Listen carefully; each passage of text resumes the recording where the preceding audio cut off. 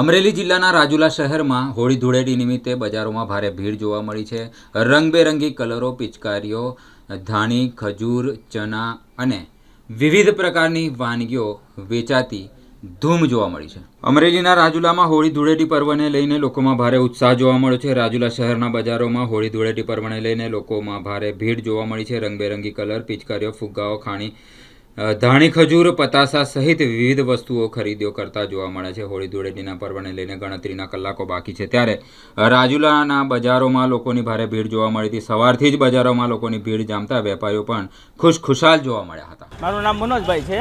હોળી ધૂળેટી પર્વને કેવી ભીડ છે, શું કહેશો? હું આમ તો ઘણા સમયથી આ વ્યવસાય સાથે જોડાયેલો છું અને આ વર્ષે વેરાયટીમાં તો ઘણી વેરાયટી નવી આવેલી છે। માનો કે ગદા છે, ફરસી છે, ત્રિશુલ છે, પછી ફુવારાવાળી છે, સ્પિનરવાળી વેરાયટી ઘણી આવેલી છે। પણ જે દર વર્ષે જે માણસોનો જે ઉત્સાહ હોય છે એની કરતાં આ વર્ષે થોડો ઉત્સાહ ઓછો હોય એવું દેખાઈ રહ્યું છે। મોંઘવારી કેવી છે?